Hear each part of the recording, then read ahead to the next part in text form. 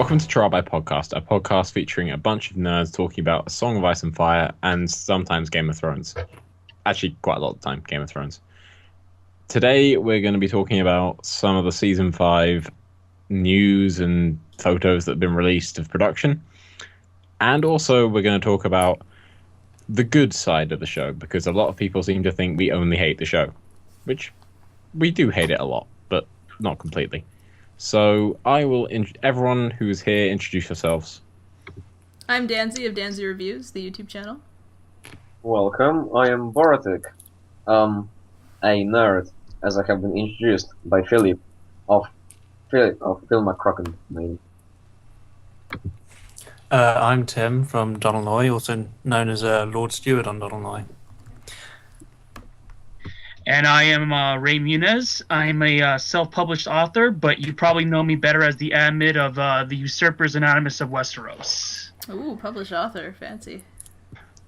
Yep. And I am Philip, an admin on Donnelnoy. And I was away last week. And these guys talked about Greyjoys. But this week, we're going to start with good things about the show. Because yay, positivity. And loving things. That was a joke. Yes, so Philip. I might be the only one who got that. Yeah, I think you're the only one who got the reference to loving things. Alright, I'm starting things off. Margaery Tyrell, better in the show. Yep. Absolutely. Yep. I'd agree. Yeah. She's not. They have a lot more depth as a character. She's less of just a vagina. It's true. Really. Which essentially is her character in the book. She's actually a player this time, too. Yeah. I wouldn't say she's just a vagina in the book. You know. But you don't really get to see anything. I mean, not the She vagina, is- like you don't get to see... She is a. Like you don't get to see what her plans are, is what I mean. She does have Sansa's- scenes with Sansa, and she does have scenes with Cersei. Like, she's not. I wouldn't say she's just a vagina. I think that's a bit unfair as a kind of. I mean, like, yeah, the one in the show is more depth, but the one in the book is not kind of completely written off as a plot device. She's pretty dull, actually, in the book, to be honest. Mm. I mean, the only time she showed a backbone was in Feast for Crows when she told Cersei off, which was pretty awesome, actually. Yeah, the gloves are off, for sure. Feast for Crows. My only concern is, I mean, like, if you're someone who hasn't read the books yet and listening to this, we don't really know what's going to happen to Margaery. I think it's possible that she will die after her trial, because that is sort of what happened to Anne Boleyn, the character that she's kind of based off of. Second wife of King Henry VIII. Yeah. I think it was the second yeah. wife. Yeah, second wife. Yeah, I remember second doing wife. that Yeah. at primary school. But yeah, I'm writing a video right now about Cersei, and I'm sort of... That's just why I bring it up, but... I think it's she very much has a resemblance to Anne Boleyn, I think, but... Which makes me sort of worried for her, because I do like Margaery as a character, and now I'm kind of worried that she's not going to make it, after I kind of came to that realization the other night of seeing the comparison She's Anne between Boleyn. Yeah. Yeah. I mean, she's kind of been this kind of just, not entirely just a plot device, but just kind of this kind of would-be queen to be moved around a lot, and just kind of accelerate events like Joffrey's wedding. Mm-hmm. Well, But then, she was then used obviously to get Cersei in the position that Cersei's in. Mm-hmm. But do you reckon her arc will extend beyond? I don't think her arc will extend much beyond that, because essentially her utility as a character is done. Because after she's finished the trial, she's not going to be able, even if she's proved innocent, Yeah, she's she very... probably won't be able to. She won't be able to return to court. She's kind of done her part as Cersei's character foil in A Feast for Crows. And Cersei's Yeah. kind of paranoia fuel for her crazy fire. Oh, boy. I mean, one of you said about, like, how in the books we don't know what her plans are, but, like, in the books we don't know if she is planning or if she is a manipulator. We don't really get to know, like, because Yeah. in Feast for Crows, Cersei thinks she is, but that's probably a lot to do with the paranoia. Whereas in the show, she's very much a manipulator. Like, you can see it. Because we get a Yeah. POV of Yeah, her. yeah. Yeah. And of course, she's played by Natalie Dormer, which is so helpful to any character. I thought you were going to say it's so helpful for something else there, but It's kind of funny Wow. because she played Anne Boleyn on The Tudors as well, didn't she? Yeah. Yeah. It'll be kind of- twice she dies this time then. Yeah, hopefully not. I like Margaery. I think she's a good character. Anything that stirs up shit for the Lannisters is good in my books. I'm game. I like the Lannisters. I like the Lannisters too, but I think Cersei's the most interesting when she's just like insane. Like when she's just like if you read her point of view chapters in A Feast for Crows, they're just so funny because she's just talking about like slapping people and like throwing wine in their faces and like She does. oh, it's so good. She's just so crazy and she's her own worst enemy in a lot of ways. And anything that feels that I'm in favor of because I really like Cersei's POV chapters. Any other characters you think have had the transition from page to screen has been an improvement on their character? Alliser Thorne. Yeah, Yes, that's a yes. good one. Alliser Thorne. Yeah. He actually had like a redeeming quality in the show. Yeah, in the books, he's very much just like the kind of straight He's a up bully. Yeah. And then, like when he backs Janos, and then he like sends out Jon to assassinate Mance. In the show, we were sort of given a reason why is he the master of arms at the wall. Yeah, exactly. Like what he's in charge for a reason and he got to his higher rank for a reason. Yeah. It's not just there to He's be still- a bully to Jon and to make his life miserable. Well, he's still very much the bully in the show, but he's a lot more respectable, and you can tell. Like I think McCracken said this in the Watch on the Wall episode. You can kind of tell he cares about the Night's Watch, and like Yeah. He very much he's does, like very yeah. respectable. Yeah, he actually fights for it on the show. So. Yeah, he was a lot more I engaging. mean, I think that Alliser Thorne's rage can be also sort of explained, because you see he used to be a knight, quite a major one, fighting for the Targaryens, but because he was fighting for the Targaryens in the rebellion, he got sent to the wall. So it's like Yeah, it was the Sack of King's you, Land. you get what I mean. He used to be a rich person, a big knight, and now he's just a master at arms at the wall. Yeah, now he's going from one of a fairly prestigious knight to a glorified babysitter for a couple of prisoners. Yeah, exactly. Yeah, that's an oversimplification, but In a lot of Yeah. cases it is. I mean, not everybody who goes to the wall is as adept as like Jon or Donald Moy. Like Yay! yeah, you don't lie. Dunnoy. I just Um, name dropped there, but very subtly. But And you know, I a love lot the of the way- kids are like 11, like and I don't mean like the kid who's like an absolute like artist with the bow, like that kid in Yeah. the show. Chekhov's But Ollie. archer. Yeah, Yeah. Ollie. yeah, Chekhov's bow. They foreshadowed the hell out of that. Yeah, it was kind of not very subtle. But we're talking about good things. We're gonna stay positive. Yeah. Well, like I'm with Alliser Thorne. I love the way the actor says bastard. Bastard. Bastard. Who doesn't like a good northern accent? I You won't- must be I won't do my starved British. Oh, my- bastard. I won't do my British accent. I'll spare you. No, please don't. No. Ah, you Go Ned on, Stark's bastard. You bloody colonial. It's like if he was on the EastEnders. Oi, John, you bastard! Get back over here! Your mother's not gonna be writing press. Oh, well, you don't have a mother. Bloody bastard. That's not even accurate in England, let alone like I'm not even sure. No, that was very accurate. That's a terrible accent, Nancy. HBO, Stop call doing me. Maya Stone. I will play Maya Stone. Ah, Maya. I wish she wasn't cut. Yeah. Talk positive things. Back Oh, to yeah, sorry. back. With Alliser, one more thing about the speech he gives to rally the troops. Mm-hmm. That was kind of That was Yeah, that was good. that was badass. Like I remember like hearing it initially in the trailer and getting hyped for the episode. Yeah. It was a good episode.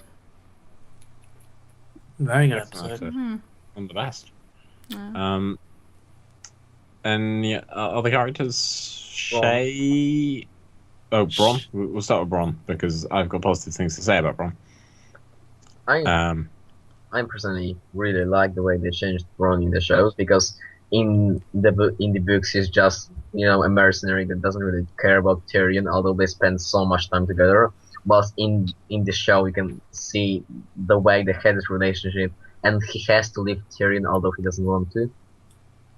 Well, it's kind of like that in the book as well. Like the dialogue in that last scene between them two is pretty much verbatim from the book. Yeah. No, I like Bronn's actor, Jeremy Flynn. Yeah. He's good. Wrong. Yeah. Yeah. He's charismatic. He definitely, I don't know. Bronn's a very Han Solo type of character in a lot of ways. Yeah. He's a little rogue. Yeah, in a way, yeah. Like, Yeah. and with I think isn't the line like where Lysa says you fought with honor, and he says no, he did. Isn't I think that's a show only invention, isn't that? So that's my favorite quote. From Yeah, the it show. must be. Well, yeah, because in the books they don't fight at the Moon Door. They fight like in a field down below the Eyrie. I'm pretty sure. Yeah, it does sound like it was. Don't quote me on that, but I think that's how it happened.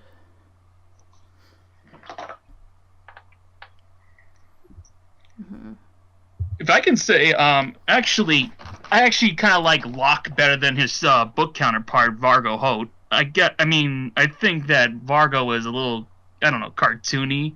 I mean, like he was very violent, but the whole list thing, that kind of like, oh, Martin, come on, this is a little silly.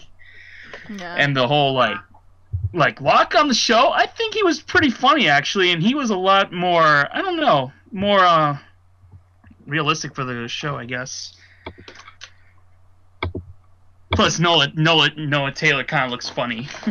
Yeah. No, You he was gotta good. play He was a some. good addition. What else? What did you think What of about- what were we gonna talk What about about next? some scenes instead of characters? Sorry, say again? What about some scenes instead of characters? Scenes? The way stuff has been done. I know Tim, you were saying that you liked, sorry, people are disconnecting. I'm trying to stall for time. Yeah, Oh, yeah, they're- Yeah, I'm trying to fill airtime here. Scenes that I liked. Well, I mean that's a good one. Like I like that the fight did take place in the Moon Door or over the Moon Door. Oh yeah, and like I was saying about before I disconnected about Bronn's no, he did, like in terms of honor line. I don't think that was in the book. Yeah, And yeah, it was a good line. yeah, it was good. I like the way Red Wedding has been done. Red Wedding was really good. Yeah, I agree with that. It was really good. I think it was perhaps on par. I wouldn't say it was better than the book. In the books, it Oh, was, yeah. you Yeah. could feel something bad coming. You could feel that the mood was bad, that Fraser playing something. Whilst in the show, it was everything was merry and jolly and happy. And then in like 2 paragraphs, it just turns, and then the chapter ends, and all of a sudden, Rob and Catelyn are dead. It goes by really, really quickly in the books. I mean, yeah. Usually very build up Mars, but in this case, the second show was a better choice. Well, the show, the scene only lasts like from when the killing starts happening. It's only like 5 minutes. It's like 15 minutes total, I think, or Yeah. 10 minutes at least. It goes by pretty quick. Well- Yeah. I think that's what makes it all the more shocking in the books, really. 'Cause- Well, no, I mean in the show version, it's only 5 minutes long. It felt Oh, long. like when the killing starts? When the killing Yeah, begins, yeah. No, I know what you mean. like 5 minutes long. I guess it felt longer. And that's including the Arya part, which is the next chapter as well. It's, yeah, I'd say it's on par because I know they didn't have the bannermen there in the show, Mm-hmm.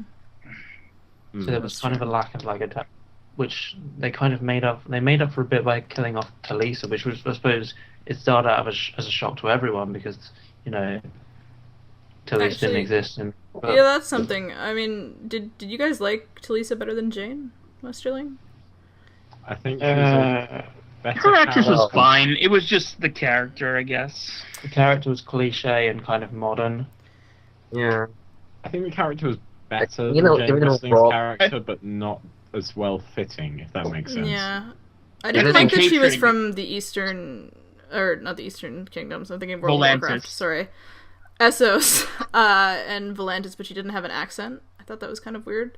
Like, I believe for the longest time that she was gonna be like the honeypot for Rob. Everybody did. Yeah, it just seemed to. That would have been good writing. She just seemed so suspicious, but then it just turned out that she actually was from Volantis, and that was it.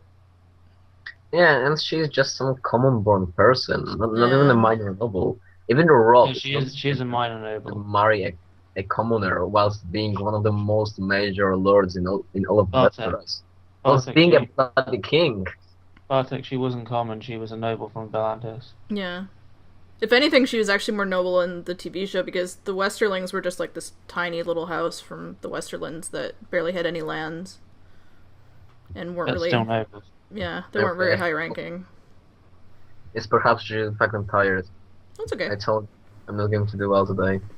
No, that's alright. Well, I think, yeah, I mean, I'm kind of mixed on that. Like, I think there were some parts that were a lot better, but I mean, I feel the same way about Rob. There were some elements of Rob that I liked a lot better. Like the fact that we actually got to see him in the show, which we didn't really. Like, you don't get to see Rob for like all of a Clash of Clash Kings. of Kings. You just hear about him going off and fighting. I mean, like, I think they did make an effort to bring, like, kind of try and develop that, like, Jane Westerling thing, but, like, Yeah. it ended up being too cliche. Yeah. But I mean, I think Like- in a lot of ways, like, Rob's death, like, meant more because we had spent more time with him.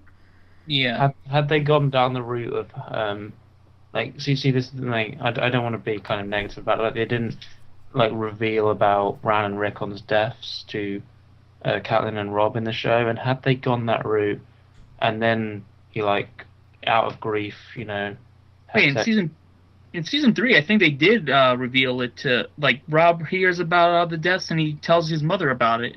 yeah, but what he says is, like, Bran and Rickon have not been found. He doesn't say that. Oh. And, like, that's after she's already released Jaime Lannister, and he's already had sex and married Talisa. So, like, Yeah, and I think in Am I- this show, Rob was the one who was more optimistic about Bran and Rickon being alive, and Catelyn thought it was hopeless, when I think in the books it was the other way around. Maybe? Yeah, Rob was already ready to name Jon as his heir. Yeah, and then Catelyn's like, oh no, we still haven't found the bodies of Bran and Rickon or something. Like, they could still, or Arya could still be out there. Like, she's just more optimistic about it. yeah, in terms of execution, like, the Red Wedding itself, the whole episode was very good, and, like, they... Because they did do a good thing in trying to misdirect what the whole big thing about episode 9 was, because they had scenes with Bran and Jon, they had scenes with Daenerys and Yunkai. So they did do a good thing of trying to misdirect what the big episode 9 event was. Yeah, I liked that they juxtaposed it.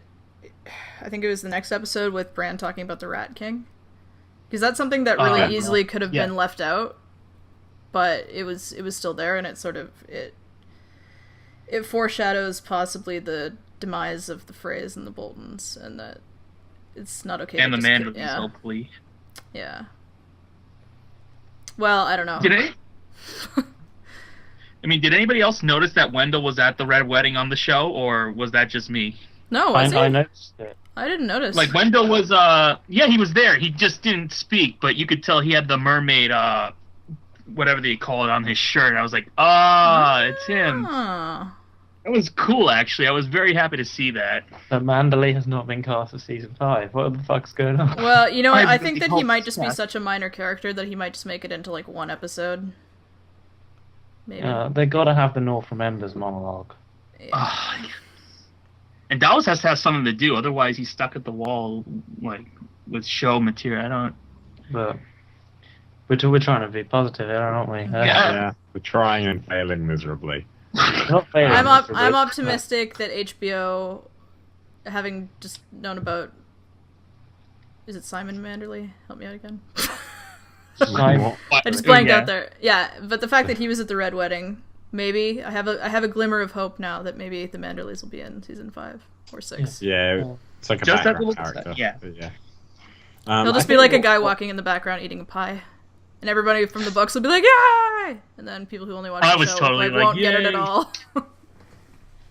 We'll just be like muttering the North remembers, and we'll celebrate and drink. I think the best thing to say about the show is when it takes stuff from the books and directly adapts it, I don't think it's ever done anything particularly abhorrent. Like, most of the scenes, like the major scenes that have come straight from the book, have been very, very well adapted. Red Wedding, the Battle at Castle Black, Blackwater. Except a Baelor. Purple Wedding. Purple Wedding. Well, what about the Jaime Sept scene? Shut up. That didn't happen. It was masterful. It was true love. We're just gonna put magical positive blockages in our memories right now about that scene, so that we can just. How many times are we going to open up that can of worms? We're not going to open that can of worms again. Okay. Then so. First rule of Fight Club: we don't talk about Jaime's rape scene.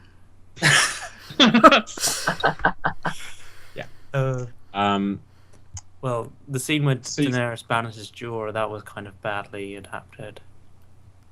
Well, yeah, but that wasn't really the fault of the writing. That was the fault of Emilia Clarke. Well, it was the. I think Ian Glenn was writing. Ian Glenn was great. Yeah, I agree. He was great. It's just the problem was it was really distracting having the dead eyes staring at the back of the wall. Well, I do blame the writing partly because like they made the focus solely upon Jorah as opposed to like making a bit of the focus on Daenerys. So guys, I have a timer going. We actually made it 22 minutes and 22 seconds without saying anything negative about the show before we went off on it again. It's a new record, guys. We did very well. All right, we're going to go back on to positive things. Okay. Season 1 changes that we kind of liked. Were there any major changes in season 1? Yeah, it was. Ned Jaime duel. I like that. That was a good change. The only problem was it sparked this whole Ned's a great swordsman thing, but... no, Jaime would have his ass. And people saying that Ned would beat Jaime, and I was like, no. Ned's lucky that guy stabbed him in the leg. Yeah, I did like that scene. Yeah. And made it better than the one in the books where Jaime just kind of rides off. Yep. And then... I have to go now. Edward's planet horse needs me. slips. And Jory just... How does Jory die in the books, by the way? It just happens. Jory gets... I think, no, he does. He charges Jaime. And Jaime just owns him, like, right away. Yeah. And then like, Ned casually rides after him, but then his horse slips. He falls off the horse. And it falls in, his foot gets, like, caught in the stirrup, and then his leg snaps. No, I think he thought this horse... I don't think there's anything about caught. His horse falls on his leg. Oh, maybe, okay. It was Willis Tyrell who got caught in the stirrup. Yeah, that's what I'm thinking of. At the tournament. Yeah. The Robert and Cersei scene. I really like that. I don't remember that scene, but I'm sure it was pretty good. That was good, actually, yeah. It's in, like, episode 5, and it's, like, Robert... They discuss, like, their marriage and, like, how that is there any... Like, and Robert discusses Lyanna. And, like, Cersei says, was there any chance of us having, like, a happy marriage? And Robert just says no. Like, and then they laugh and drink. I mean, any scene with Margaery was great. He's just a phenomenal actor. I miss Robert. He was so great. I don't miss his character. I miss the actor. I miss the character. I miss the character. I miss the character did bring a great element to the story. I don't know. I really... You know what? I think that HBO would do really well with something like Robert's Rebellion, like a backstory kind of thing, where they don't have to strictly adhere to, like, scene-by-scene scripts, but they have just a couple of key points that they have to adhere to, like the Ivory Tower and the Ivory Tower, White Tower. My mind is Tower of slipping Joy. today. Tower of Joy. Tower of Joy, I'm sorry. Tower of Joy, and then, like, you know, him killing Rhaegar. Like, I think that they would do something, like, they would do really well with something like that. That would be so fucking epic. I'm Because, sorry. I think, I know I wouldn't be as annoyed about it, because, I mean, what do you have to compare it to in terms of source material? Except for a couple of key points. There were a lot of events, and I actually thought about this, like they could do their own series, and you'd start at the tourney of Harrenhal. Mm-hmm. Because that's when it all kicks off. Yeah. It would be good. I'd like to see a series about... I mean, you could do, like, 18 spin-off series about Game of Thrones. Like, there's just so much history, but... Sorry. Especially that one about the plane. But... I mean, yeah, no, Robert's Rebellion would be really awesome. I'd really like to see that. Mm. And there's also a scene where I think there's like, the one where Robert and Barristan and Jaime, they're swapping war stories. Yes, that's it. Like their first kill. They're talking about. And Jaime makes the point about the Mad King or something like that. Which can't be true because he was a squire to Barristan. He wasn't squire to Barristan. Sorry, no, Arthur Dane. I'm sorry, slight. He doesn't mention it in terms of his first kill, but like Robert asks him about like Aerys and like what Aerys' last words were and stuff like that. The seed is strong. Not really. It's in Daenerys, so not really. No, that's what she said. But there's also one like between Ned and Jaime about Brandon and Rickard's deaths. Yeah, when they're in like the throne room. Yeah. Mm. And Eddard is being really kind of accusatory for Jaime for like stabbing a man in the back. Yep. And Jaime just turns around and said, "Would I be a hero if I'd stabbed the Mad King in the belly instead?" Back, yeah. Yeah. Yeah, Which I think like. Sorry, carry on. No, I do think that. I mean, obviously, Eddard is considered as this kind of heroic kind of character. He's the heroic kind of. He's a typical fantasy hero kind of character in the beginning, and I do agree that. I kind of agree that he's too honourable. Sorry, I dropped there for a second. All right. Eddard is. I heard you. Too honourable. All right. Okay, fine. Yeah, Eddard is too honourable, and he's wrong about Jaime. Like the whole stabbing, like the hypocrisy of saying, okay, it's okay to stab someone in the belly, but not in the back. Well, it's this whole Northern Honor thing, though, and they have their own kind of code. Damn Northerners. Whoa, Phil, let's not get racist here. You can't just say things about the Northerners. I don't know, it's England, but I can say that, it's fine. Yeah, as far as season 1, I really like a lot of the filler scenes in season 1. They did actually kind of do a good job of bringing in like kind of the backstory and the history and the exposition to the characters. Mm-hmm. I did really enjoy them. Yeah, pretty much all of them. Well, there was that one like where Littlefinger's explaining his kind of motivations and the whole like duel with Brandon. It was a bit jarring because they had the sex position with the two whores in the background. It was like, that was necessary. Yeah, gotta get that boob quota in. Yeah, need 5.5 boobs per episode. How do you have 5.5? I'm not even gonna ask. Hey, don't ask. Especially if we're counting them as clever editing is how you do it. Clever editing. What about if we're counting them as like single boobs? How do you have 1.5 like boobs? Oh my god, are we all the core being dressed? Yes. I just threw out a number, and for whatever reason, I said 5.5 boobs. I mean, seriously, is it? Yeah, we're going to talk. We can talk about this. You could have 5.5 pairs of boobs if you only showed one boob. Yeah, exactly. 5.5 pairs of boobs. With most of the fucking deviations we have, at least they're related to A Song of Ice and Fire. Jeez. Hey, So boobs who cares? are an integral part of Game of Thrones. Yes, they are. They are. No one can deny that. You can't deny that there isn't a. They're everywhere. Whereas in the books, it's gratuitous scenes about food. Yeah. He writes food scenes like they're porn. And I'm And glad there's that we nothing don't wrong with that. I'm glad that we don't have like 10-second frames like holding on like the turkey. There you go. Yeah, George, HBO actually did something better than you. what, putting Yeah. boobs instead of turkeys? No. No, I just mean like focusing on food less. Yeah. Well, it's part of the He loves description. food. There's nothing wrong with that. No, there's nothing wrong with that. I mean, could you imagine translating it directly into film? You would just have like 20-second shots of food tables. Like, you can't translate description like directly. It would just be silent shots of food. Just like a close up on the turkey, and then like a zoom out, and then a close up again, and then a zoom out.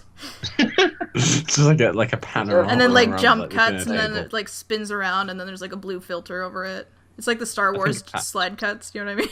Like you know, sometimes there's that panorama around the battlefield. It's a panorama inside of a turkey. They should have just around like a table, just highlighting Oh, all the. fucking God. Yes, we should definitely. They should definitely have done that. I think. No. Bartek, you were People are saying insane. something. Yes, I was saying this Sorry, Bartek. Yeah. in the background, saying very calmly, "This is a chicken. This chicken is coated in what can you coat chickens with? Honey Ooh, chicken honey is really chicken. good. Coated with honey. Honey roasted chicken is chicken. an actual recipe from Game of Thrones. Yes, Okay. I've cooked it. it also Mm. contains nuts. We get like Jamie Oliver to start. Hang on, does Gordon anyone? Ramsay Snow. No, Jamie Lannister Oliver. Oh. Get out. Yeah, I could just imagine him walking into like George's like descriptions of food halls and saying this is like proper pucker food, Oh, Mm. and God. it'd be really funny. Shut the fuck up. Okay, let's move on from food and panoramic Get shots back. of turkeys. Yeah, you're getting me hungry here. Yeah. Okay. Have we exhausted all the positives about the show? Like, No, I don't think we have. There are others. There are others. The show is absolutely great if you do not read the books. Yeah, I'd agree with that. Apart from pacing Possibly. I mean, issues. like, season 3 and season 4 has some really, odd writing choices, and that's not just from a point of view from reading the books. You know, you Yeah. can see them if you haven't. Like, if we're talking positively, we won't talk about those. But yeah, The thing I is, think we all know. books are always going to be better than TV shows or movies that they're adapted into because it's just the medium. Do you know what I mean? Mm. Like almost Is, always, anyways. I'm sure there's the exception out there, but Jaws. Yeah, but like when Jaws was they a don't book. Yep. when And Okay. all the James. characters are unlikable in the book. That's why the movie's so much better. the Hunger well- Games. when they don't adapt it like completely, it does cause kind of inconsistency when they try and bring elements from later books in, like Yeah. like with the Harry Potter films, the last 2 Harry Potter films, they brought in Sirius's mirror just out of nowhere, Mhm. and they didn't explain it. And whereas it was introduced in the books as a thing in in book 5, Yeah. and they didn't bring it in film 5, and they didn't explain it. Weird choices. Another thing is I think in season 1 was the easiest to adapt because it was the only book that actually had like a single main character, but I say that in pretty big quotation marks. But I mean, for the most It part, followed Ned. if you were to Yeah. stop reading the book before Ned dies, and then the book Spoiler. caught fire, and you never, sorry, spoiler, and the book caught fire, and you never knew how it ended, like you would say, well, Ned would be the main character. Yeah.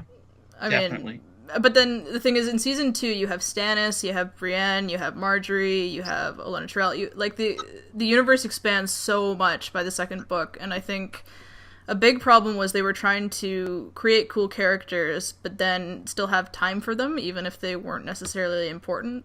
So I think that they kind of gave up a lot of...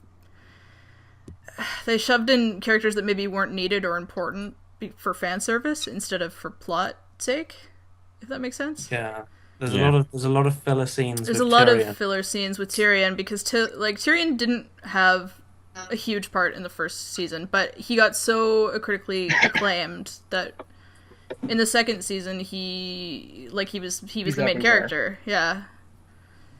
And then in the third season, which is based on the first half of Storm of Swords, he had the most amount of screen time, which is ridiculous because he barely does anything in the first half of Storm of Swords. Yeah. Well, and then the thing is, for season 4, he wasn't in the first half of it very much because he was filming X-Men.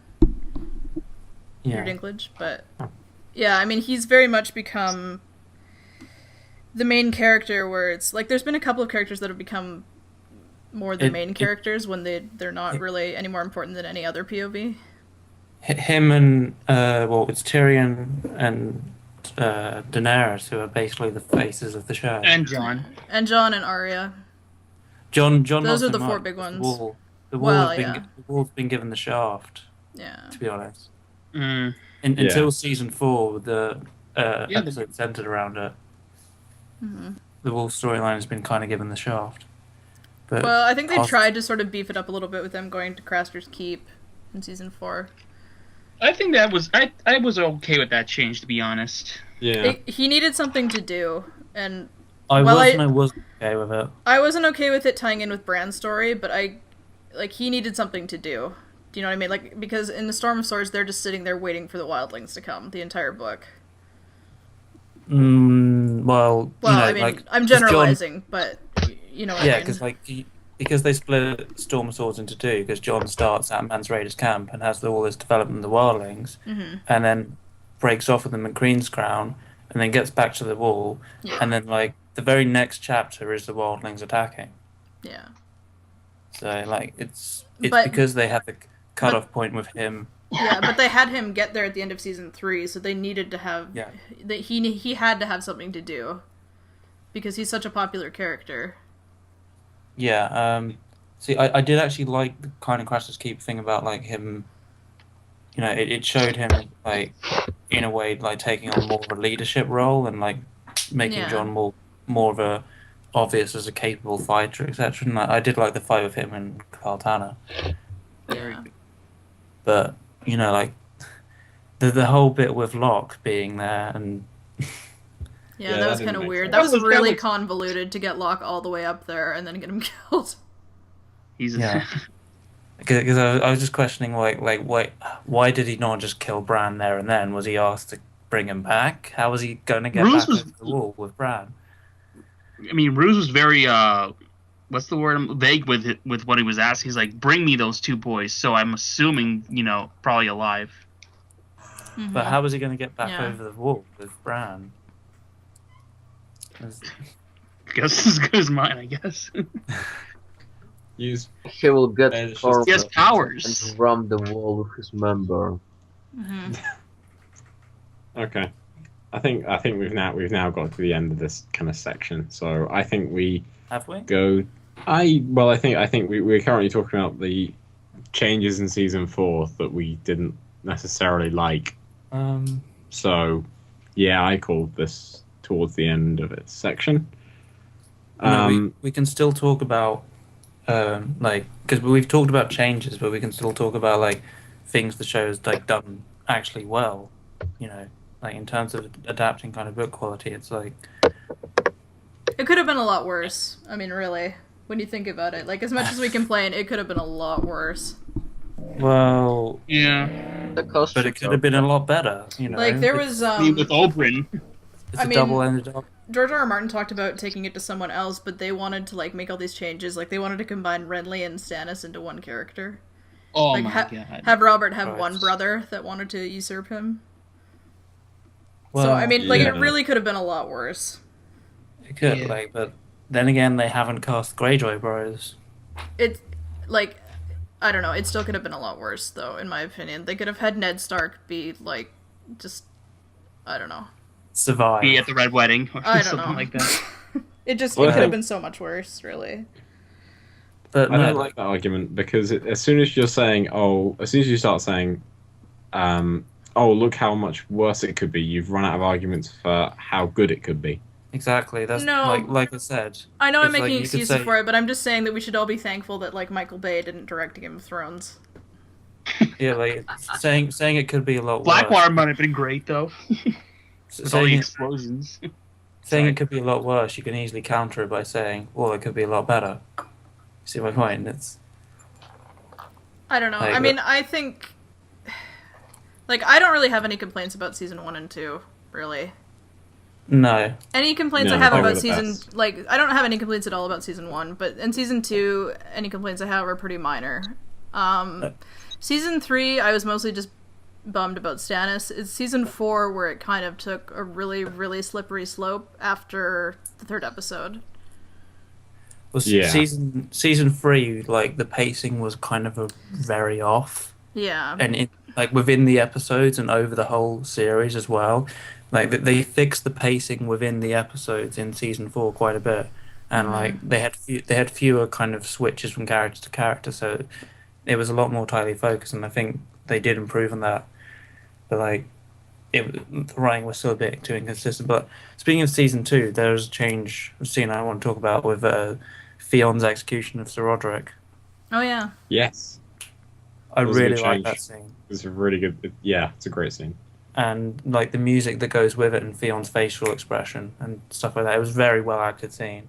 Like, even though like some Theon fans, and I'm a Theon fan myself, will say they don't like it because he kills Sir Roderick and Ramsay does that. But yeah, I really liked it. It made sense thematically. Like, Yeah. and he does execute someone. Like, it's the Smith, isn't it? It's Micken or Harlan.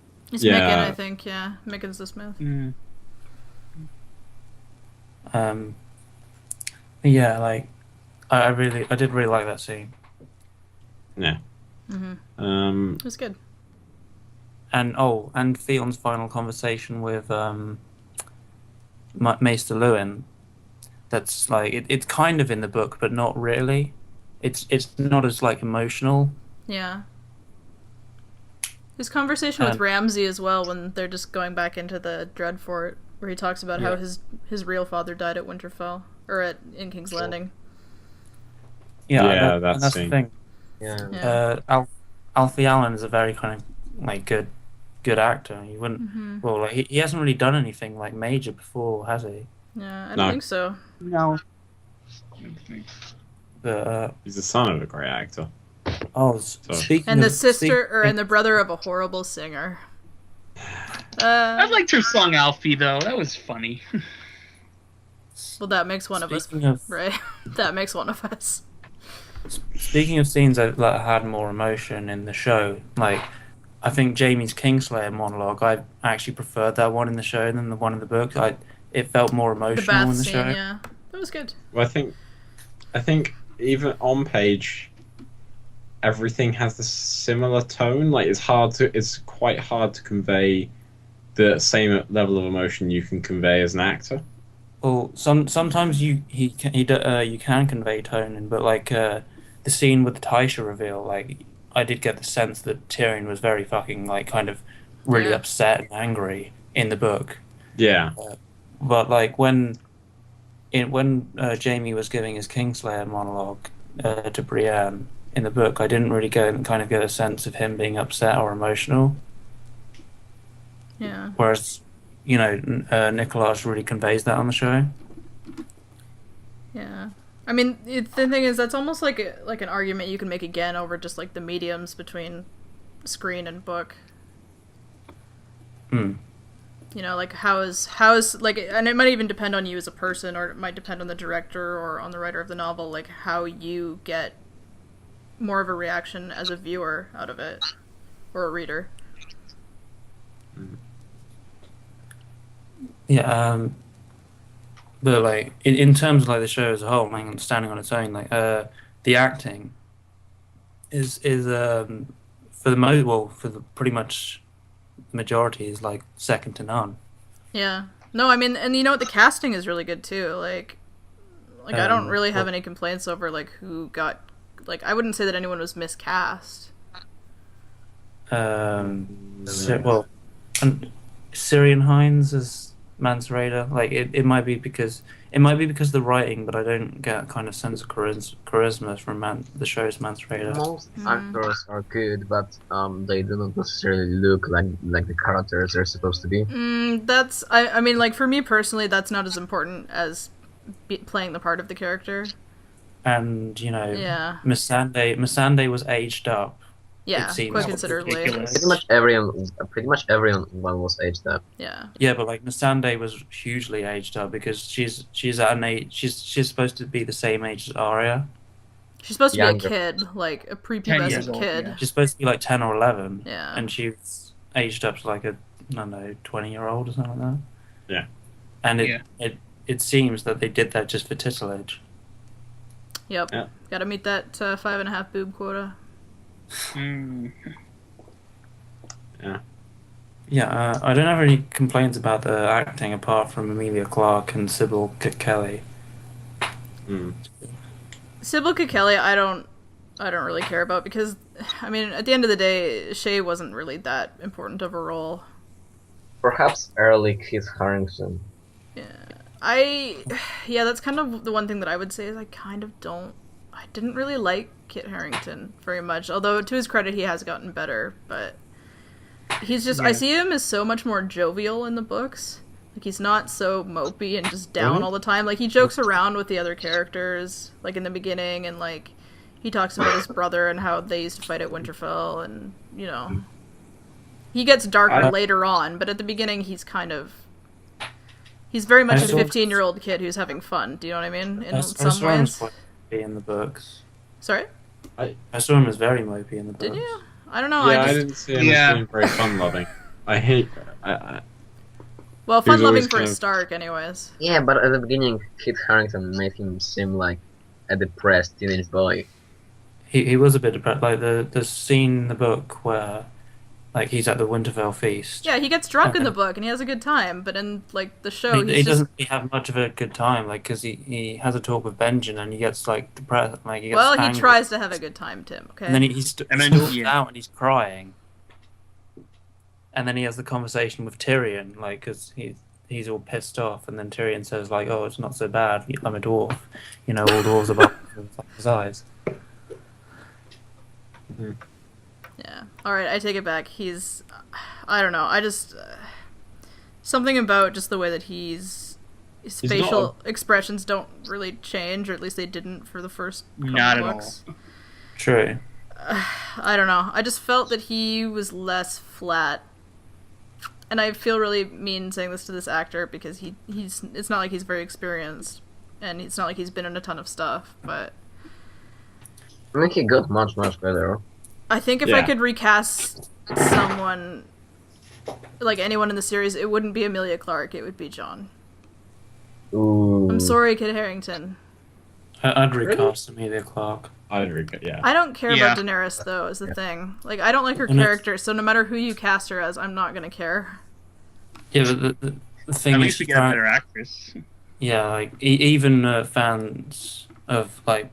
Well, I've seen even book reader fans of Daenerys don't like the character on the show because of Emilia Clarke. Yeah.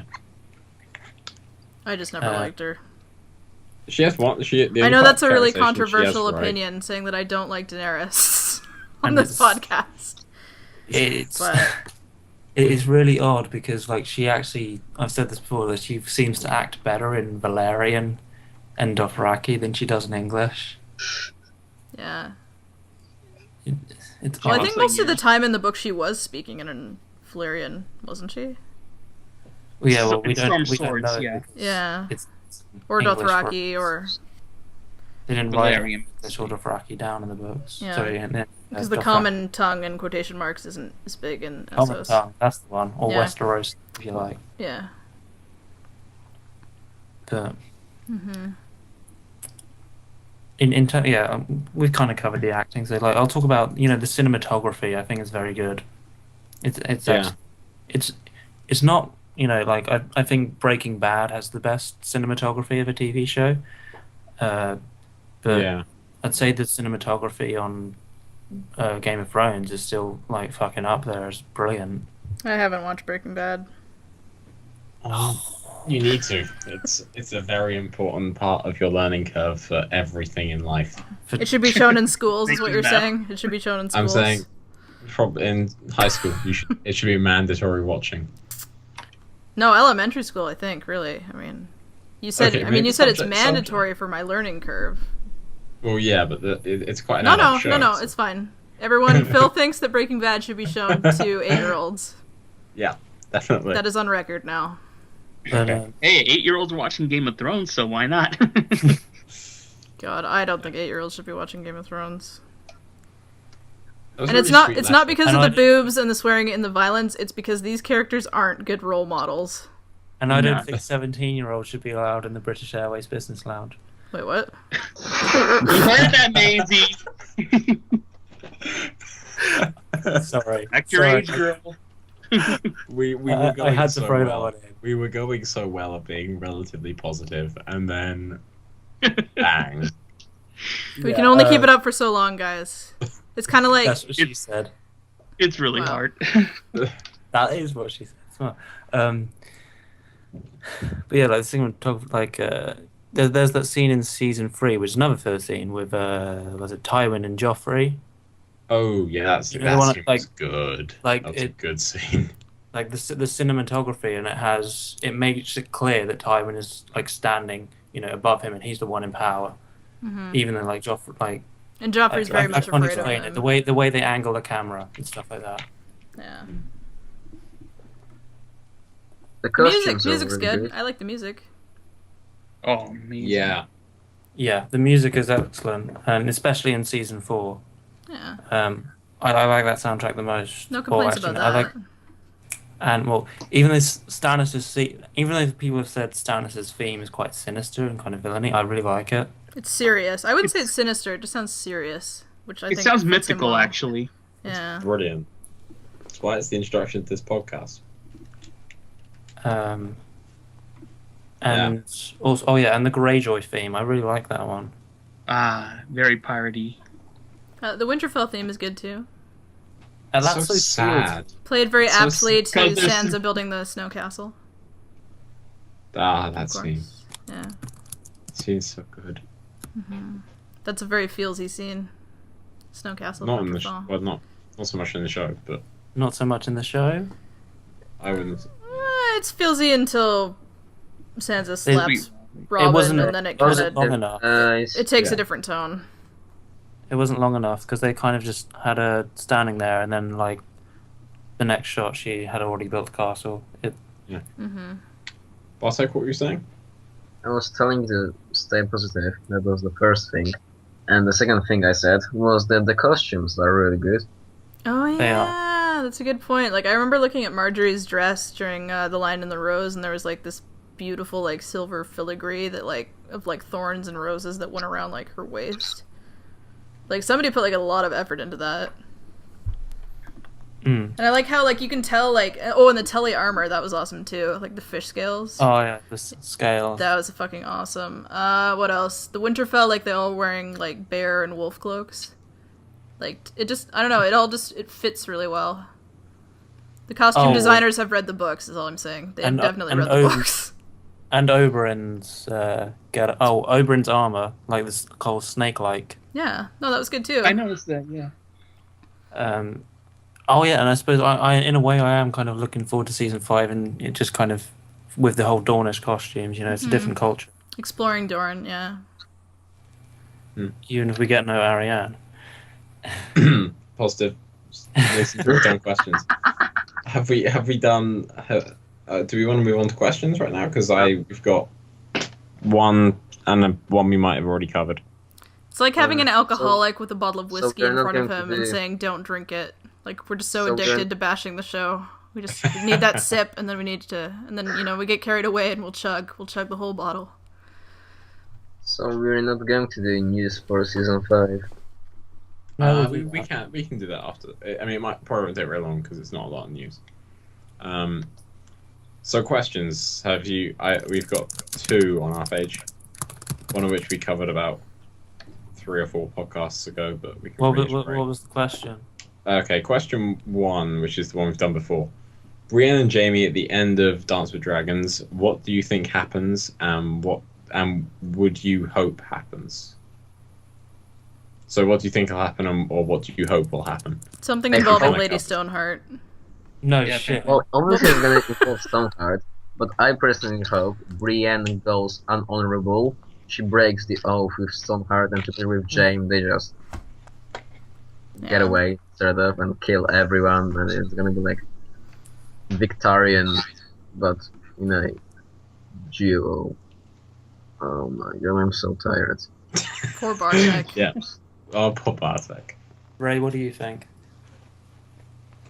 About I actually think that everybody's saying that Jaime might be dead, and I'm like, no, I don't think he's dead, not yet, at least. No, What I- the storyline is not finished. Maybe you guys have heard about the there's this theory going around about a Red Wedding 2.0 involving like the Brotherhood crashing Davin Lannister's wedding. Yeah, I've heard about it because of Tom Seven Strings being a river run. Yeah, like somebody's saying that Jaime might be the one to like, I don't know, like he'll be like, you know, a pawn in their plan, like open the door or something like that, and then the Brotherhood will just, you know, go to town on them. Something like that. It'll be good. That's what I predict. It'll be good. I'm hoping for that. Unless it's maybe bad, in which case I didn't ever say that. Maybe George will go for a complete misdirect, and then Brienne will just say to Jaime, "On second thoughts, let's not go to Stoneheart. She's in a silly place." That was good, Tim. Well done. Sorry, I'm just cracking up Monty Python references. It's okay. All right. Because that question's if you want to answer that questions, go to our predictions. I just so imagine Beric Dondarrion saying this by the Flesh Wound. There are those that call me Tim.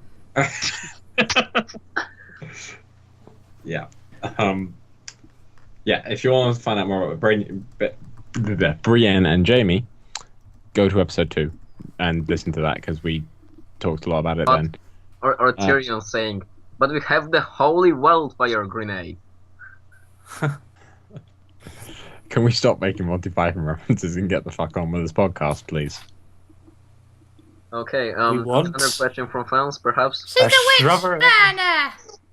Yes, more questions. Bartek, do you have any, or am I the only source of questions? No, I do not, unless I look for them, which will take a lot of time.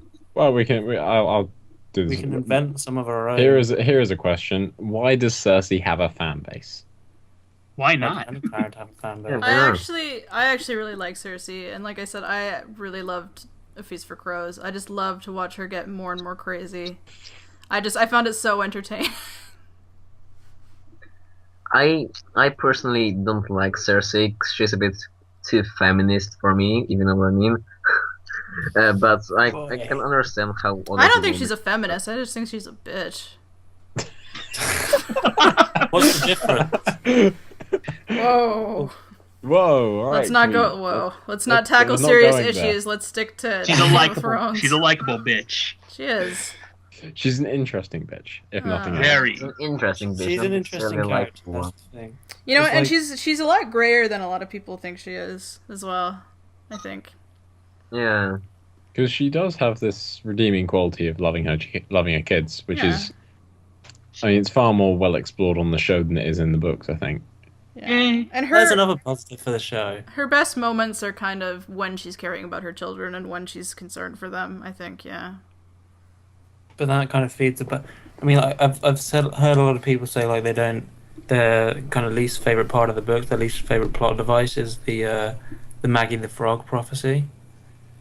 I don't mind it. I think every fantasy it's- series needs a bit of prophecy, personally. Well, it's because like Cersei already has enough, like to be kind of wary of Tyrion and kind of be paranoid about Tyrion. Like they say, like the prophecy is kind of redundant and it's like kind of not necessary. Yeah, but the prophecy is different. Not sure I agree with that. I like the prophecy, personally. And I like the prophecy too. Yeah.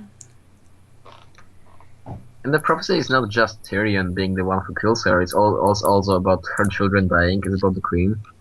yeah, I know. And being overthrown herself, so... By a young and more beautiful queen. Sansa. Oh, I hope so, too. I hope so. I wouldn't mind if Everybody it was thinks- Margaery, to be honest. I know Everybody thinks it's Daenerys. Oh god, no, please. Please not They Daenerys. seriously do. And I'm like, wait, I'd rather what- it was the really obvious red herring of Margaery than it be Daenerys. I think, like, thematically, I'd like it to be Sansa. Sansa would work, yeah. It'll be someone unexpected. It won't be Margaery, and it hopefully won't be Daenerys. Please. Please don't be Please, Daenerys. George, if you're listening. We got Oh, imagine if George We got listened you, to this George. podcast. He's probably listening to it and thinking, "Thank God those guys are saying that about the show." But, I'm glad someone's saying can't. it. Well, I don't think No, we should did- put words in his mouth. We don't. I mean...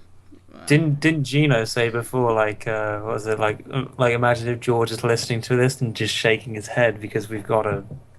Yes, We- that's we how got you, George. That was what spawned We Got That's You, it. George. Any more questions? Anyone? Well, we could come up with a question. If you Oh. die in Canada, do you die in real life? No.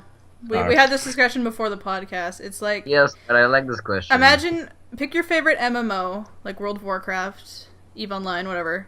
That's Canada. If you die here, you respawn and you have to walk back. But if you get corpse camped, then you can get kind of fucked. But in Gothic, you don't respawn. You just have to load the previous save. Yeah. All right. Well, no, there's no Here's a- saves in MMOs, Bartek. What are you talking about? Here's a Oh, relevant... yeah, I confused an MMO with an RPG. Sorry. I here's, a told you I'm relevant, tired. Tim's got a question, everybody. here's a relevant question for the topic. What's your favorite Game of Thrones episode? And what's your least favorite?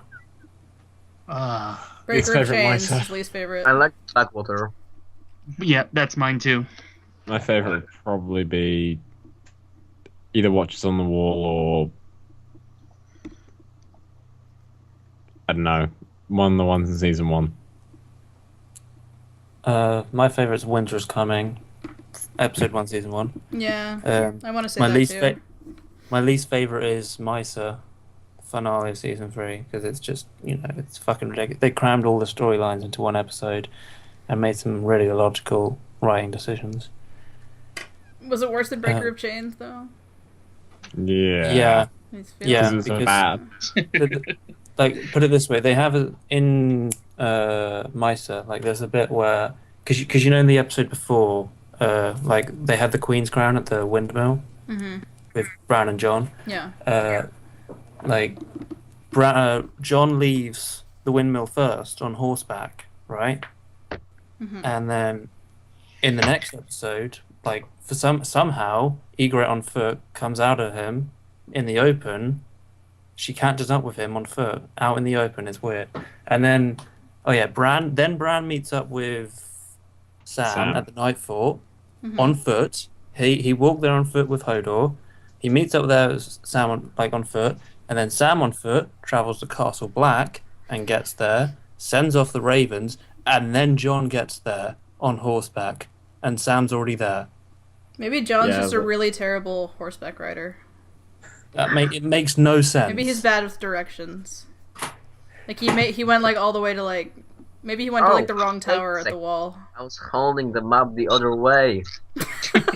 Oh no! Oh, God, no wonder John, you he- silly well, sausage! on What foot. are you doing? Yeah, it makes no sense.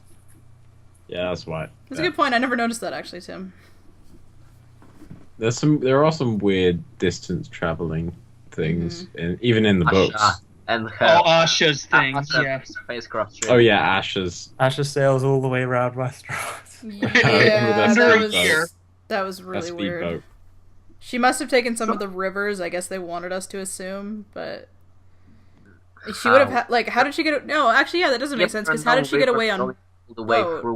through Westeros, as in cutting through them. Yeah, Why take the longest way? I don't get that. Because they had a really cool speech with the really cool music in the background, and then only after you heard the speech and thought, this is awesome, realised, wait. So it sails all the way around Westeros and then runs away from a couple of dogs. Asha, for God's sake, And a it's been key. 4 months to get all the way around the continent. Can we please just go in? No more speeches. What a great waste of Gemma Whalen. Or sorry, Yara. Pardon me. Fucking Yara. Yeah. I like how they can't have Asha and Osha, but they can have Rob, Robert, and Robert, and they can have John and John, and they can have Bronn and Bran. Well, and Yara sounds like Arya, in a way. Yeah. Actually, it's an anagram for Arya, isn't it? Yep. Don't Yeah, quote it me is. on that. Yeah, Is it actually? That's how it came from Yeah. the name. Oh. Which is one of our most popular and misunderstood characters that has been changed radically on the show and whitewashed. I think it's Arya. Isn't it Tyrion? Well, Tyrion too, but I'm gonna go with Arya. So let's make an anagram of it. Yeah, anagram? No. Arya's a really dark character in the books, or at least a lot more dark. Very, yeah. She's heading there in the show. She heads there a lot earlier in the books, I think. Personally. Yeah, true. But Yeah, she didn't have her bit where she like jumps on the. Is it the tickler and like It's a spouts tickler. the? How it's- many? yeah. Like, How is many- there gold in the village? Are there Wait, jewels wait. happening and does I Lord just- Beric have? I just remind myself of a question we didn't do last episode, and I had it on Phil McCracken or somewhere there. Go for it. And I don't have it in front of me right now, but I just remember it. Great. Oh. Which character do you think is most like mentally crazy? Oh, come on. I don't remember the exact question. Ramsay. It was like Arya or Cersei's up there. I mean, Cersei's really is up there, Theon. but... Theon. Theon's not mentally crazy. He's just conflicted. Arya or Tyrion. That's it. Arya He's or mentally broken. Yeah. Yeah, but he's not crazy. He has emotional issues, not psychological issues. He is a bit crazy. Like there's a part where like at Winterfell, where like one of the spearwives comes to him, and then he says like he thinks to himself he wanted to kiss her, he wanted to fuck her right there on a table until she screams, but then he says he dares not do it. It's quite dark. Well, I mean, would you want to, like, bang a woman who just started screaming randomly? Tim? What? Yeah, Tim. Downsy, you ask yourself such questions because Wait, what was that you don't know question? what sort of fantasies do we have? I missed that entirely, Bartek, sorry. Never ask men such questions because you never know what sort of fantasies do we have, and it may be embarrassing to give. I missed her question. What did she say? Would you like to screw a woman while she's screaming randomly? Well, she wasn't screaming randomly. He says like he wanted to screw her until she screamed, and it was quite dark. Reading Oh. it. Quite So right. I just made a joke out of a rape scene, didn't I? No, it wasn't a rape scene. It was Oh. like Theon like imagining like kind of raping the spearwife, and it's quite God. dark. Was this in Dance of Dragons? This is in Dance of Dragons, yeah. Okay, I feel Oh, bad so about making he's a already joke out of it leaked now. He's broken by like beyond repair now. I mean, it's not an excuse, but like, yeah. But yeah. Yeah. I'd say Theon. Yeah. What about? Okay. Nah. I'll give the Ramsay, but I'd say Ramsay or Cersei. I'd say whoever's driving that fucking police vehicle or ambulance. They found me.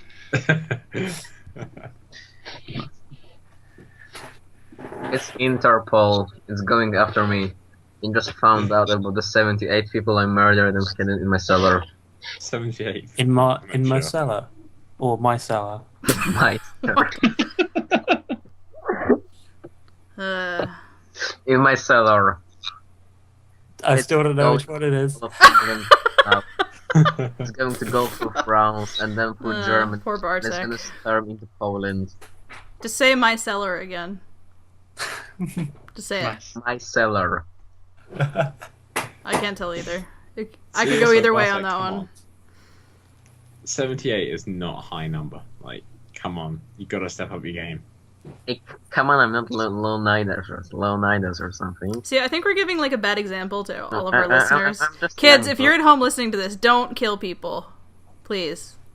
Don't kill Unless you're- people and stuff them in the cellar. Yes, don't do that. Thank you. Stay in school. Don't do drugs. Unless you're gonna go all out and like Are we honestly gonna do it?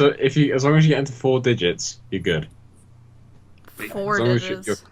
Once you get into 4 digits, you're okay. Hitler's methods weren't wrong, he just had the wrong demographic. Good lord. And there goes the most controversial comment of this podcast. Yep. I can say something much more controversial. No, Yeah, we're moving not on. doing that. We're moving on. Nope. I'm shutting this down. We're moving on. Yeah. Democracy is evil. No. Hail monarchy. Shut up. Anyway, Britannia rule the waves. shut up. Jamie USA and Dawn. sucks. Bartek, go to bed. Oh yeah, Bartek, how did World War II work out for the Polish, actually? Oh god. Oh. It actually went quite well. We're in backstab and our high. Ow. I think even Canada saved your ass in World War had II. high chance of defeating the Germans, and in the Battle of Wisna, the Germans took 58 times higher casualties than the Polish. How did the Warsaw Uprising go for you? Well, it went shit because they burned all of Warsaw. And during a single day of the Warsaw Uprising, as many people died as during the Omaha Beach landing. Aw. Anyway, However, Omaha Beach lasted for 1 day, and Warsaw Uprising lasted for 73 days. See, Canada went to war by default when Britain doing this? declared war. We can do Yeah. this? Okay. Yeah, we're gonna do this. We're doing this. So Canada basically got a letter that said, "You're at war now," because the British are at war. was it the pink letter? Was it from Ramsay Bolton? Was it actually from Stannis? Maybe. It was actually... Was that? Canada, we have your syrup or something. Yeah. And we were like, no! Sacre bleu! Our syrup. And then we had to get involved. I mean, come on. Recently, I got dared, when we were playing 21 Dares with my friends, I got dared to run out onto the street and start shouting in French and pretend I'm drowning. What? Okay. And I Yeah, so did it. crazy. And there were like 3 people watching. Okay, do we have any more You are- questions? I don't think we do. I think the story's about Bartek. Okay, so running out Jamie's and going to shouting in Dorne. French. Jamie is going to And Dorne. Bronn too. And Bronn, And too. Bronn. Oh, by the way, I've got some season 5 news. First of all, George Was R. that R. not Martin just is season not 5 going to news? write any of the scenarios. As for, he wishes to concentrate on the writing of the Winds of Winter. Yep. So, So we're only going to have fair. one good episode. written I'm really this season, concerned and that's gonna about be from my Bronn. cellar Baratheon. And what's gonna Sophie happen with her. Turner says, Sophie Turner says that Sansa will be using her sex appeal as a way of achieving her targets. Ugh, Really? what? You No. the actress. No. So, does this... D&D, everybody. Does this mean we get to see Sophie Turner boobs? That's... I don't want to see Sophie Turner's boobs. Her I'm boobs need to conflicted. remain in I her do. dress, thank you I very much. prefer I don't... that- No. I'm conflicted. Sophie's No, awesome. I am not conflicted. I do not want to see that. I do. I'm very conflicted. Like, yeah, I'm okay with seeing that, but it doesn't make sense thematically. I'm more concerned about that, to be honest. What about boobmatically? What? I just invented a word. It's like the best thing ever. Oh, for fuck's sake, Bartek. What? He's just said the breast thing ever. Yeah. Oh Boo. You might have said it by accident, but you still said it. Yes, it was just my accent. She has a nice personality, though. Who, Sophie? I She's a apologize, person. Ray. I am really sorry. We're not usually this insane. Yes, we are. We Yeah. had too much We have caffeine so- before we did this. Oh, in the history of this podcast, we have never been so off topic as we are right now. No, we haven't. Yeah, we have. We Except definitely. the Sophie bit 5 Turner's minutes ago when we were breasts. talking about Second World War. Okay, yeah, fair enough. That was Anyway, interesting, though. to slide back on topic, Jaime going to Dawn. Why do we hate this? Because Because No No, Siege that's- of River Run. Yes. no Siege What of Ray River, said. remember? No golden hand slap justice. Ah, Yeah, Right. where he beats. I love the Red Tullys. Simon Frey. and Ryman Frey. Obviously, D&D will soon fan fiction themselves in the corner and make Jaime use Yara's secret spacecraft to travel through Westeros, because if he finds himself in Dorne, it obviously wouldn't fit with the rest of his storyline. Or with Littlefinger's teleport. Yeah. Well, yeah, like didn't D&D joke about Jaime getting a jetpack? Oh my god. Don't What? know. I think they actually did. Like they said Yep. something about Jaime getting a jetpack in season 5. Even Perhaps D&D they wouldn't go that made- far out the way. No, Perhaps they did actually say Jaime getting, like, they joked about Jaime getting a jetpack, and they're probably They're referencing, like, gonna Jaime. make I'd Jaime still watch it. I'm not gonna lie. I would still watch it. I don't know. I would see Golden Hand adjust flying around on a jetpack. Well, actually, you know, there's this Smack. thing People that with Westeros really should have jetpacks by now, because they've been in the Middle Ages for the last 8,000 years. They should have like hover cars. Oh my god! Imagine if he was like Django Did I just Fett blow your and, like, he mind? had, like, I just blew your had, like, mind. you know the jetpack rocket on the top of the like jetpack. Instead of a rocket, it's just the Golden Hand fist that he fires at people. Has Westeros even entered the steampunk era yet? I don't think so. Steampunk wasn't I mean, actually a thing. No, I mean fictionally, I guess. Oh, I see. mean, we're not. As for Jaime going to Dawn, like, if the actual script, like, of it happening has been released, like, so, well, a report, rumoredly released, and it says about, after Tywin's funeral, Cersei commands Jaime to leave King's Landing and travel to Dawn to collect Myrcella because she fears what may happen to her at the hands of Martells. Jaime agrees. When he arrives, he gets into an altercation with Tyene Sand. Nothing major. Essentially a show-off for the audience as to who she is and her weapons. When Jaime finds Myrcella, he finds her in good health and in love with Tristan Martell. In fact, I was told that this is a change too. They are going all in on a Myrcella-Tristan love story. As he decides Myrcella is happy, and he leaves Dawn without her. When he returns to King's Landing, Cersei is drunk, they get into a huge altercation, and he leaves King's Landing and sets out to find Brienne and Podrick to help them find the Stark daughters. That's it.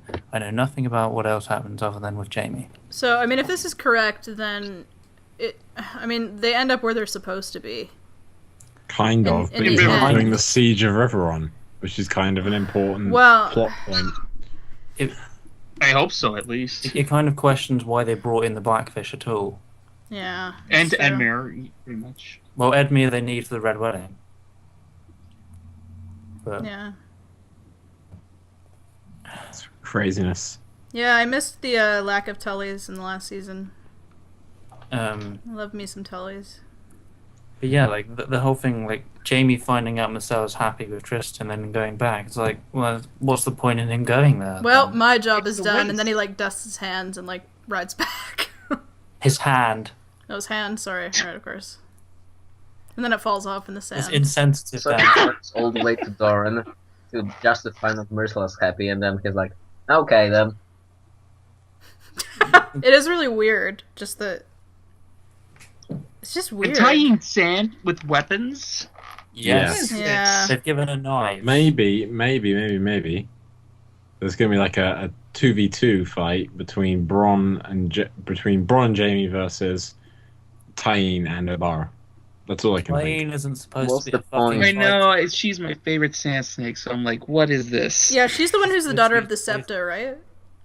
Yeah. Yeah. She's the one that she's stands poisoned. beside. Yeah. And no. Doesn't. I mean, does any. What's her name? Nymeria Sand even fight at all, or is she just there for looks? No, she's a fighter. She has a spear. Is she? No, It's her and no, that's it's her and Obara. yeah, Obara, yeah. Obara is the Um, one with a whip. No, Obara's the one with the spear. I think Lady Nim is the one with the whip, I believe. I'll Hold look on, it I'll up. look, I'll look this up. Baratheon is the bastard daughter of Oberyn, oldest, prickly hot temperaments. She's on the white.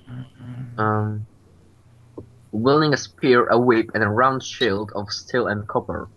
Right.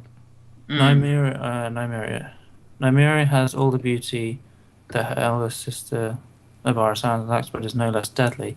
She can usually conceal a dozen daggers on her person and is extremely skilled with the blades.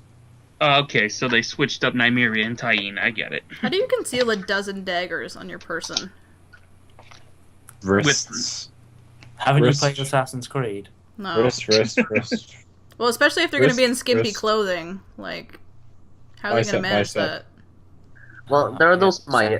maesters on the other side with their huge cloaks, and they hide those elixirs in them, and they have pockets inside their sleeves. So, you know, there are ways of doing it. That's the point. I'm How skeptical. much? Listeners, how much if you can conceal 12 daggers on your person, please send a picture.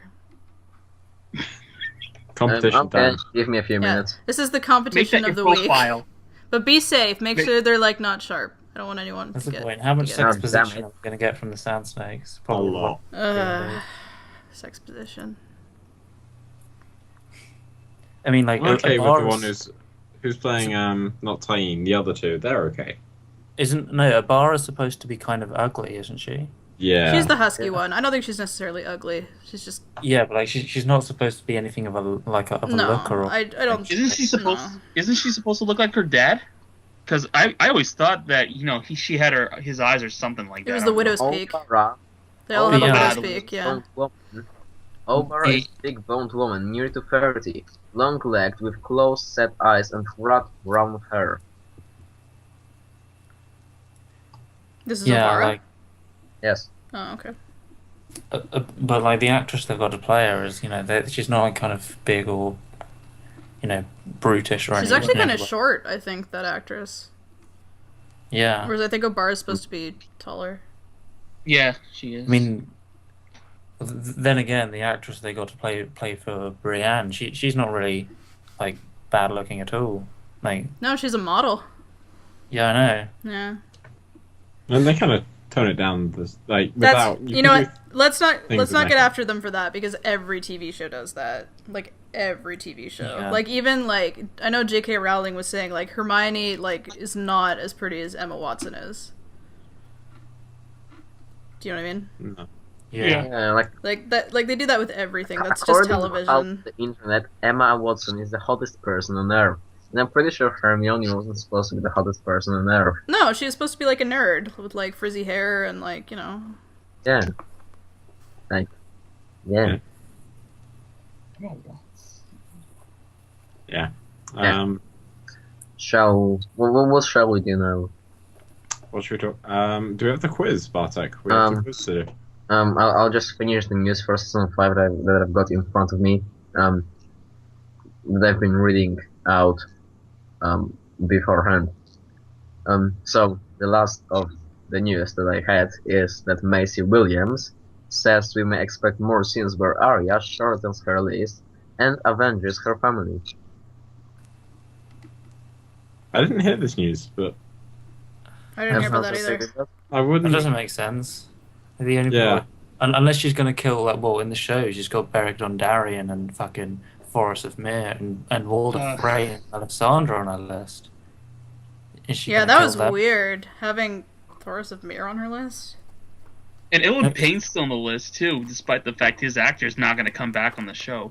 No, he's not on. He's not on this anymore, is he? I think they took him off out of respect to the actor. No, he is still on the list. Is Is he? Yep. In the show. Yeah, in the show. I mean, Alright. because But, Could have sworn he was taken off, but Wilco said he had terminal cancer or something like that. he doesn't anymore. He got better. Oh, really? He got better. good to Right. hear. Was that another No, Monty like, Python yeah. reference? That No, I didn't know there? about that actually. A newt. Well, it got better. Better.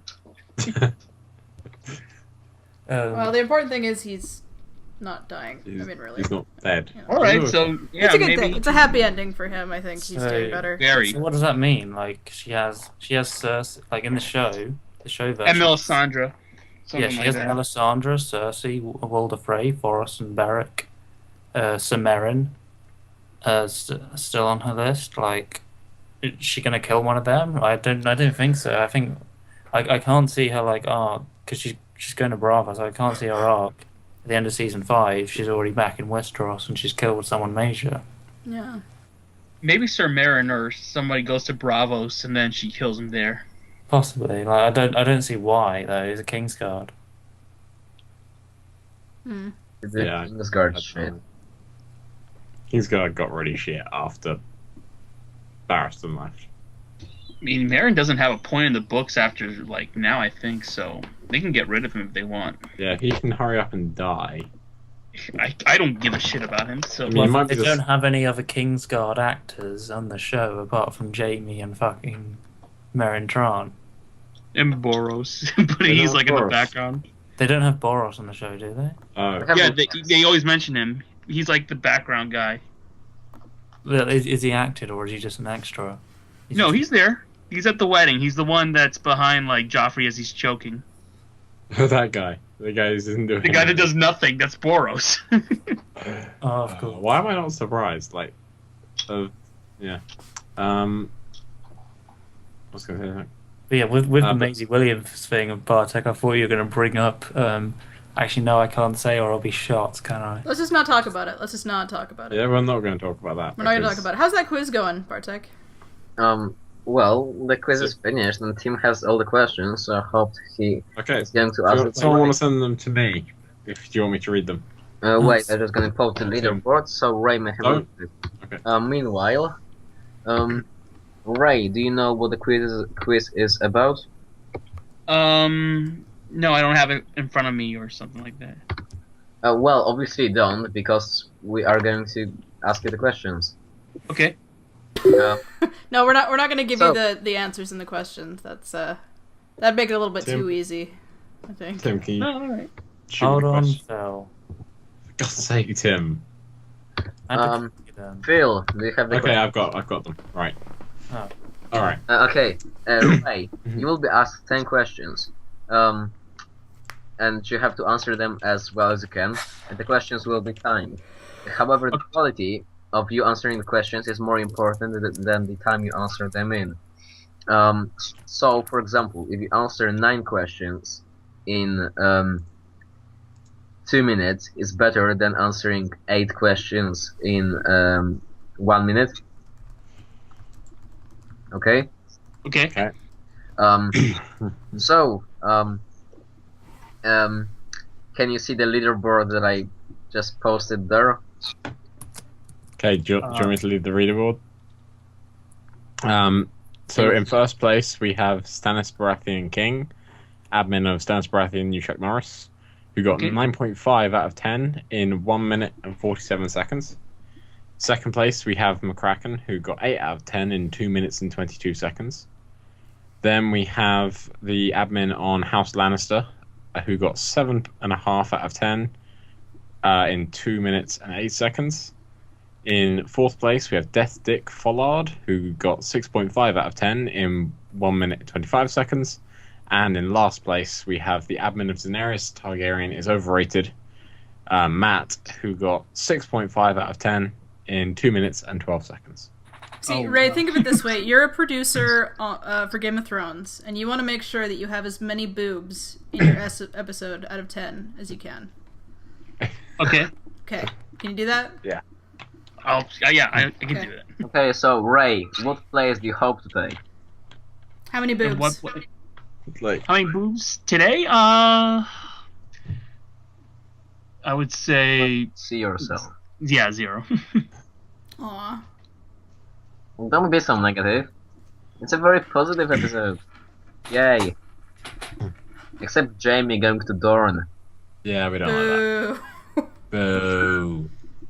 Right, okay, we ready to start? Okay, so in 3, 2, 1. What are the names Okay. of at least 2 characters whose deaths have been faked? Let's see. There's Loris is not confirmed, but crap. I would say. Oh my god! Why am I having such a hard time with this?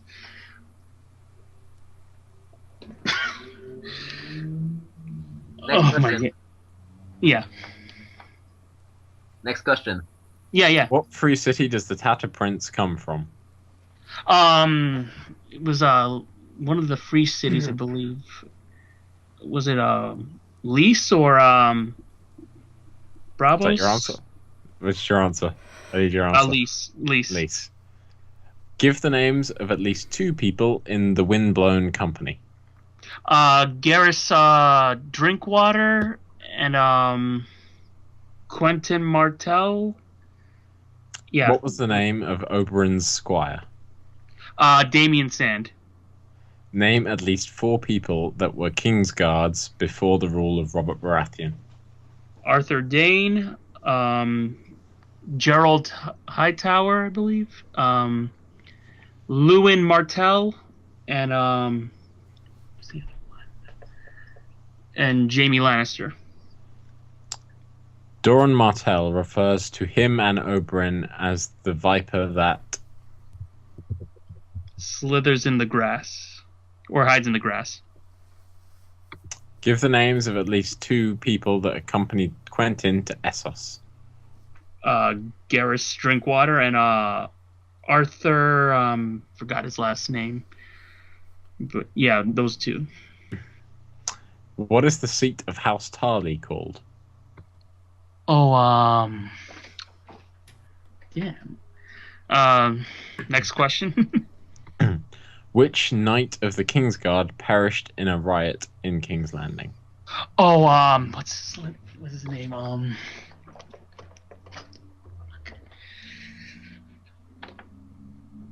Next question. Which Northern Lord does Grey Wind attack? Karstark, I believe. I'm gonna go with Karstark. Okay. Still 10 questions. Um, Sec.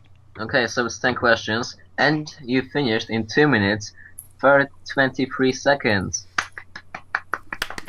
Which is rather slow because it's 1 second slower than the slowest time we had so far.